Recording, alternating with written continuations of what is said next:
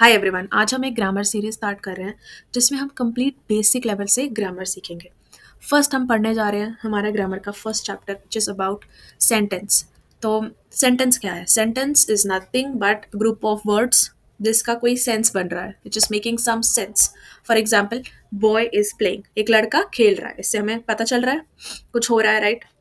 Same हमटी Dumpty sat on the wall, हमटी Dumpty wall पे बैठे हैं, तो इससे हम पता कर सकते हैं कि इस टाइम क्या हो रहा है और इसमें कुछ सेंस बन रही है। बट अगर हम बात करते हैं बॉय प्लेइंग द, इसमें कुछ सेंस ही नहीं बन रहा ना, क्या प्ले कर रहा है।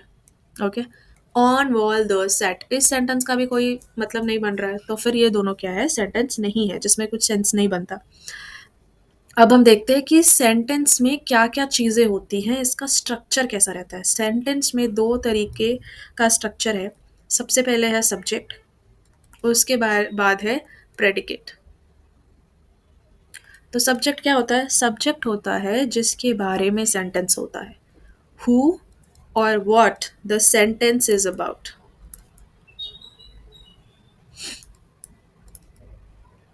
That is called as subject.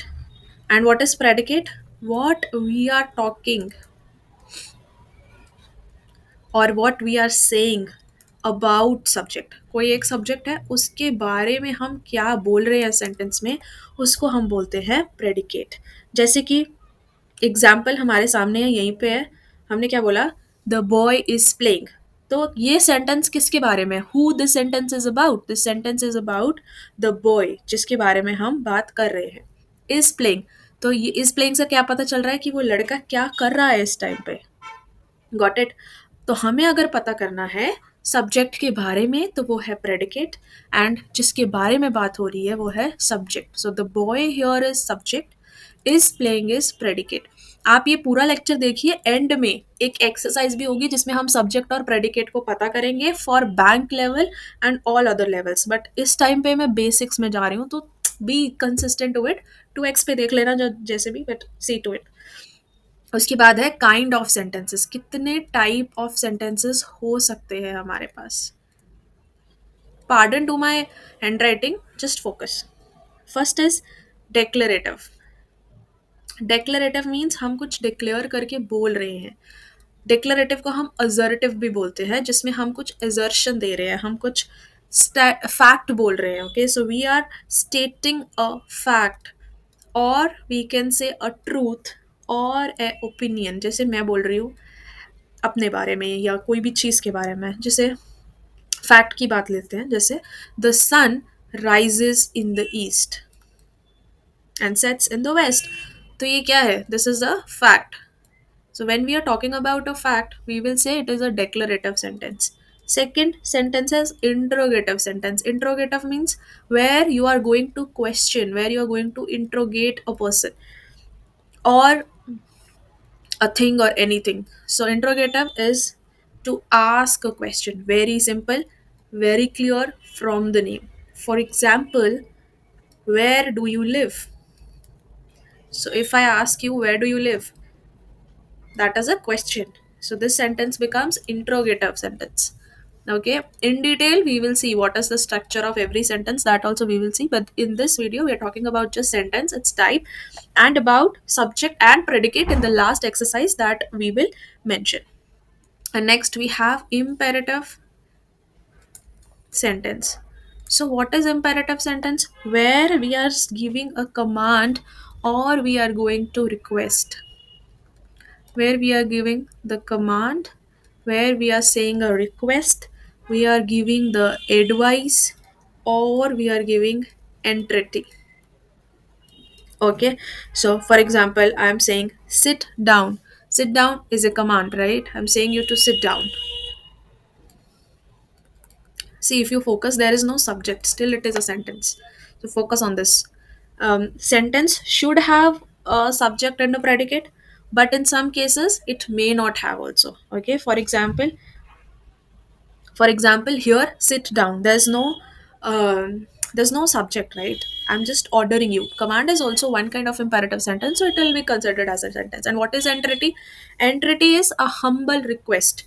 So for example, in a way, humble request, I'm saying please sit down. So this is my humble request. Here also there is no subject, but still it's a sentence because we are talking about imperative sentence where we are talking about command, request, have mercy on me, or any advice. Kindly go to doctor. So that is also advice. Next is exclamatory. What is exclamatory sentence? You all must have studied in your schools, or maybe if you are in school, then exclamatory sentence will show a strong feeling. Like for example, you're feeling good, you're feeling excited about a match, or you have a certain emotion कि आपको लग रहा है कि बहुत अच्छा हो गया या बहुत बुरा हो गया, तो कैसे बोलते हैं आप? लेट्स से इन हिंदी अगर मुझे बोलना है कि ये मैच बहुत अच्छा था, who we won the match, बहुत ही अच्छा था. So that is exclamatory, where you have a strong emotion, strong feeling. And how do you say it? For example, I'm feeling very cold. So how I will say it? I'll say how cold the night is or the day is. Then I'll put this exclamatory mark to signify that this is a strong feeling. And then what a shame. Like if somebody is losing, or I'm not liking their point of view, I can say a certain way, what a shame. Got it? So now there are certain rules also which I want to discuss in this class of this series. So stay tuned. So first rule I want to discuss is that subject usually come first. Why I am saying usually? You understand what is the meaning of this word usually? Usually means mostly, but not always. Okay. So sentence usually comes first, not always. In the case where I'm saying the dog bagged, so here the subject is the dog, and the predicate, like just उसके बारे में मैं क्या बोल रही हूँ कि वो bark कर रहा है, right? So the barked is a predicate. So this thing I hope you're clear with. So these rules I am telling you to know that what is the subject and what is the predicate in your sentence. See, whenever you're preparing for any competitive exam, let's say IELTS, bank, or anything, you should start from the zero level, the basic level.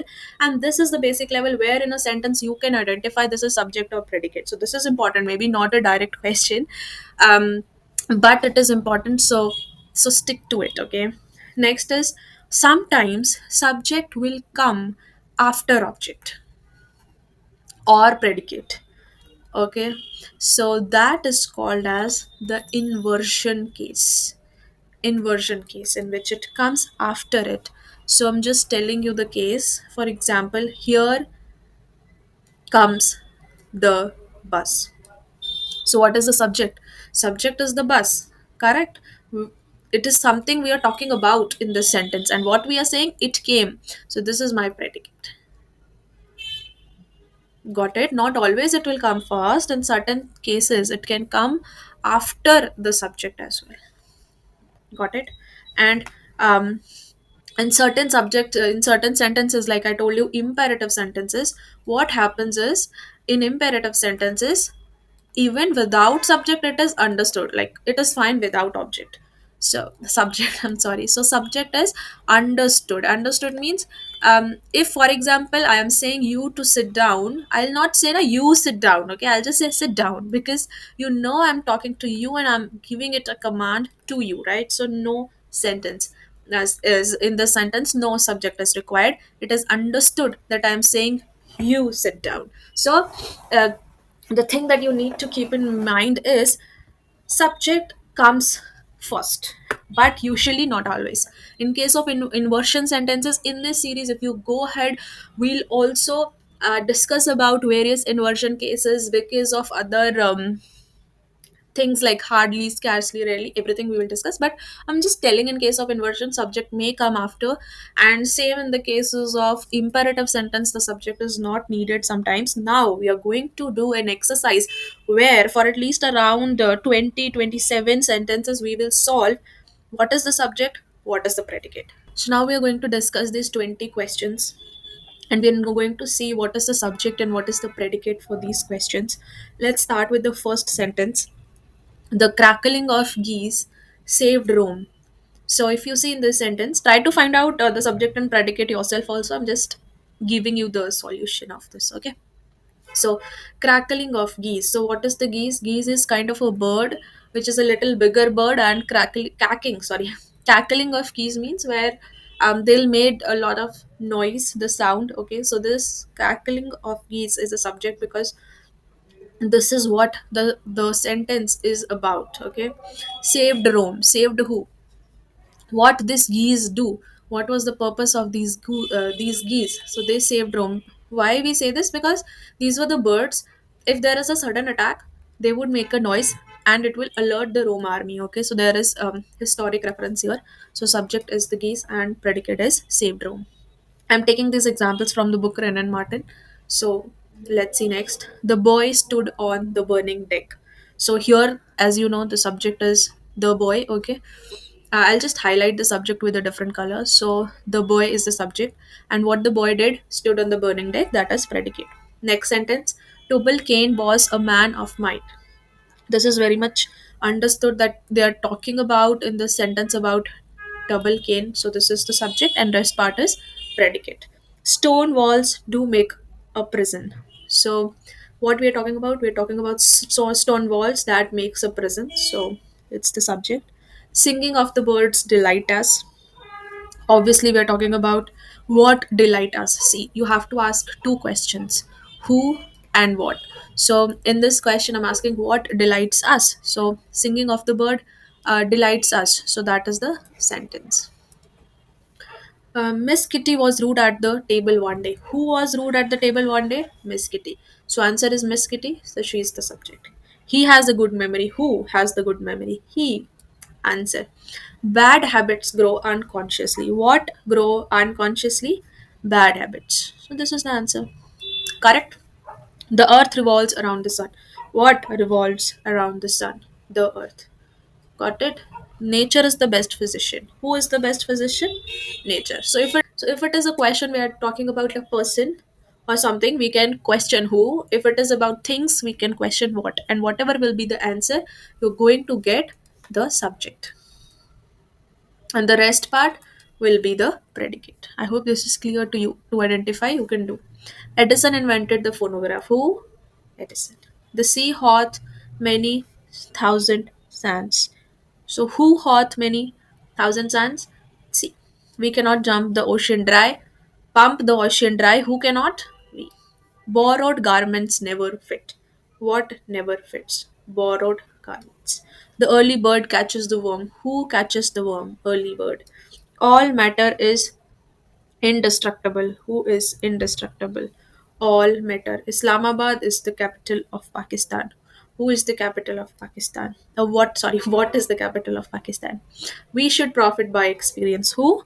We. All roads lead to Rome. Who leads to Rome?